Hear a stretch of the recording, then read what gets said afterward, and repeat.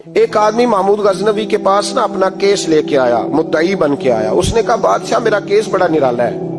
بادشاہ سلامت نے کہا وہ کس طرح؟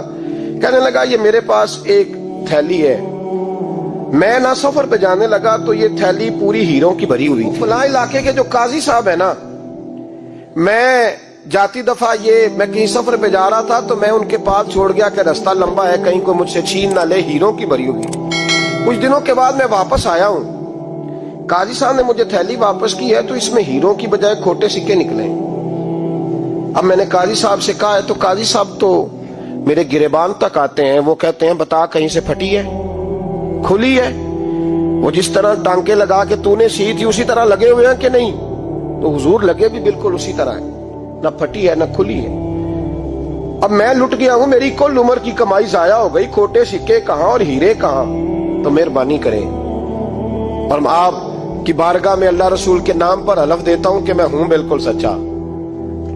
محمود غزنوی کہنے لگے تو جا، تھیلی چھوڑ جا، اور جب میں تجھے بلاؤں گا پھر دوبارہ آنا۔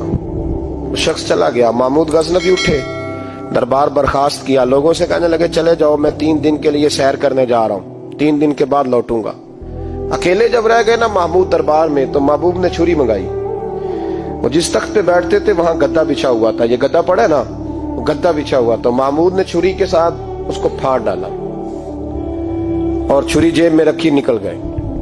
کہنے لگے میرے بعد کوئی میرے دربار والے احاطے میں داخل نہ ہو۔ محمود چلے گئے۔ اب وہ صفائی کرنے والا جب آیا نا، اس نے آ کے دیکھا تو گدا تو پھٹا ہوا ہے۔ اس نے شور ڈال دیا، پہرے دار بھی آ گئے، فلاں صاحب بھی آ گئے، فلاں صاحب۔ اس نے کہا وہ خدا کے بندو، اس کا گدا پھٹ گیا ہے، وہ تو مار ڈالے گا۔ اس نے کہا تھا سوائے صفائی اور نگرانی والے کے دوسرا آئے کوئی نہ، اور یہاں آیا بھی کوئی نہیں، پہلے دن ہی پھٹا ہوا ہے تو لٹکا دے گا سب کو، کیا کریں؟ شور ہو گیا، سارے دربار کے ملازمین اکٹھے ہو گئے۔ ایک بندہ بولا، کہنے لگا فکر نہ کرو، میں کیسے بندے کو جانتا ہوں، اس طرح سیے گا کہ جس نے پھاڑا ہوگا اسے بھی پتہ نہیں چلے گا کہاں سے پھٹا تھا، ایسا بہترین رفو کرے گا کہ پتہ بھی۔ اس نے کہا یار ہم سارے 1 مہینے کی تنخواہ دیتے ہیں، تو بندہ بلا۔ وہ بلا لیا اس کو، اس کا نام محمد رفو گر تھا۔ وہ آیا، اس کو گدا دکھایا، اس کا یار اس طرح سینہ پتہ نہ چلے۔ اس نے کہا فکر ہی نہ کرو، میں بڑا کاریگر ہوں۔ بڑے بڑے کاریگر لوگ نہیں ہمارے ملک میں پائے جاتے، کوئی نشان چھوڑتے ہیں پیچھے بڑے۔ احمد رفو گر کہنے لگا اس طرح سیوں گا کہ پھاڑنے والے کو بھی پتہ نہیں۔ ان کا پیسے لے یار تو سی دے۔ اس نے سی دی، اگلے شام ہی لا کے بچھا دیا گدا۔ تیسرے دن بادشاہ سلامت آئے، آ کے پہلی نظر گدے پہ ڈالی۔ اس نے بلایا سب ملازمین کو، کہا کس نے سیا ہے؟ کہا جناب کیا ہوا؟ کہا یہ پھٹا ہوا تھا۔ کس نے؟ کہا نہیں پھٹا ہی نہیں۔ وہ کہنے لگے بنو بات، میں خود پھاڑ کے گیا تھا، تو بتاؤ صحیح سیا کس نے ہے؟ کہا جناب آپ پھاڑ کے گئے تھے تو بتایا کیوں نہیں؟ فرمانے لگے اسی لیے تو بتایا نہیں تھا کہ تم خود تحقیق کر لو، بلاؤ بتاؤ سیا کس نے۔ تو بلا لیا، احمد رفو گر آ گیا۔ اس کو جب بلا کے سامنے بادشاہ کھڑا کیا، کہا بھئی تو نے سیا ہے؟ کہنے لگا حضور آپ کے سارے ملازم کٹھے ہو کے آئے تھے، میری غلطی کوئی نہیں۔ کہا نہیں یار تو بڑا کاریگر ہے، میں نے اپنے ہاتھ سے پھاڑا تھا پر مجھے بھی نہیں پتا چل رہا کہاں سے پھٹا تھا۔ اچھا یہ بتا یہ تھیلی جو ہے یہ بھی تو نے سی تھی؟ اس نے کہا جی آپ کے خادم کا ہی کارنامہ ہے، وہ فلانے علاقے کے قاضی صاحب آئے تھے، اس میں سے ہیرے نکال کے تو کھوٹے سکے بھرے تھے، تو مجھے بھی تھوڑا سا حصہ ملا تھا۔ محمود نے سارے گواہ بھی اکٹھے کر لیے، ثبوت بھی اکٹھے کر لیے۔ پھر قاضی کو بلایا، پہلے سارے ثبوت اور گواہ کیس حل کر لیا۔ پھر ہمارے ہاں یہ حال ہوتا ہے کہ مدعی 2-3 ہفتے کے بعد خود ہی ہاتھ باندھ جاتا ہے، کہنا تسی میری جان چھڈو، مجرم پھڑو پاوے نہ پڑھو۔ وہ کہتا ہے مجھے معافی دو، میں رہا۔ ظلم ہے نا، ظلم زیادتی ہے کہ جو بیچارہ اتنے سوال مجرم سے نہیں ہوتے جتنے مدعی سے ہوتے، آپ یقین کریں اتنے سوالات ہوتے۔ سارے ثبوت اکٹھے کر کے قاضی صاحب کو بلایا، تنہائی میں لے جا کے محمود غزنوی نے کہا قاضی صاحب آپ سے غلطی ہو گئی، غریب آدمی تھا، وہ لٹ گیا ہے، اس نے تو بڑی مشکل سے کچھ ہیرے جمع کیے تھے اور اس کی کل کائنات تھی، تو آپ اس کا مال اسے دے دیں، بات ختم۔ قاضی صاحب کہنے لگے آپ مجھ پہ الزام لگا رہے ہیں، سوال ہی نہیں پیدا ہوتا، آپ میری داڑھی دیکھیں، آپ میرا اعزاز دیکھیں، دنیا جانتی ہے میں اس کا۔ قاضی صاحب انسان بھول ہی جاتا ہے، بندہ بھول جاتا ہے، غلطی ہوگی، مال نے کہا نہیں سب۔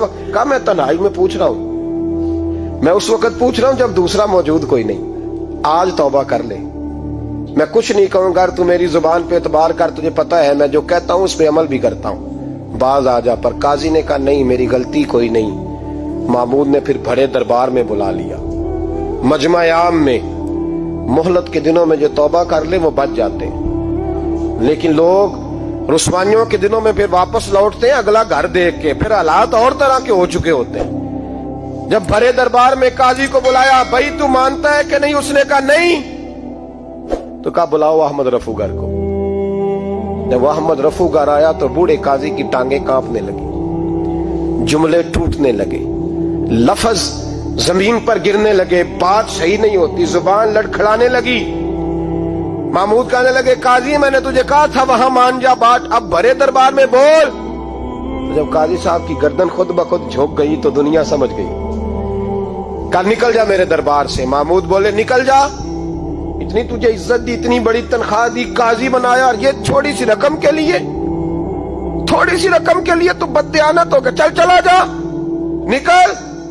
काजी दरबार से निकला तो लोग लानतें बरसाने लगे। कल जो दुकानें छोड़ के सलूट करने आते थे वो कहने लगे इसकी उम्र देखो, इसके काम देखो, देखो इसने क्या किया। घर गया, बच्चे जिनके लिए पाप कमाया था, जिन्ना ली तू पाप कमाए हुन किथे नहीं हो तेरे घर दे, वो बच्चे कहने लगे अब्बा जी हम तो स्कूल मदरसा जाने के काबिल नहीं रहे, उम्मीद थी कि बीवी साथ देगी। वो कहने लगी मैं मेके कैसे जाऊंगी, गली की औरतें तरह तरह की बातें बनाती हैं। और भाई कामयाबियों के बड़े सरबराह होते हैं, तो कामयाब हो जाए तो सारे कहते हैं मेरी सपोर्ट से हुआ है। नाकामियां हमेशा यतीम होती हैं, नाकामियों का कोई सरबराह नहीं होता। जब तक तो काजी था तो बड़े बात थी, हर बंदा कहता था रिश्तेदार है, और रुसवाई हो गई तो वो तेरी आंख हो या संगे मलामत की चुभन, कौन पहुंचा है मेरे दर्द की गहराई तक। दौरे शोहरत में तो यारों ने किया याद बहुत, साथ आया ना कोई कूचे रुसवाई तक। और मियाँ साहब कहने लगे सारी उम्र ही आटा गुद है, मैं लखा कीते नहीं पेड़े, अब वक्त आया ही ते मोहम्मद बख्शा कोई नहीं हूं बैठा नेड़े। हालात ही बदल गए। काजी खामोशी से अंदर चला गया, अपनी रुसवाई समेट के बिस्तर पे लेटा। ना रोटी की भूख लगी, ना पानी की प्यास लगी, ना नींद आई, सारी रात तड़पता रहा। सवेरे घर वालों ने दरवाजा खोला तो रूह परवास कर गई थी, दुनिया छोड़ गया। हजरत अबू नूर अलैहि रहमा बोले, फरमाने लगे याद रखो कभी बददियानती ना करना, कभी। ये तो महमूद गजनवी की अदालत थी, कयामत में रब करीम की अदालत लगेगी। और फरमाया वहां तो गवाही देने वाला अहमद रफूगर था, कयामत में तो तुम्हारे अपने हाथ पैर गवाहियां देंगे, हमारा अपना वजूद गवाही देगा।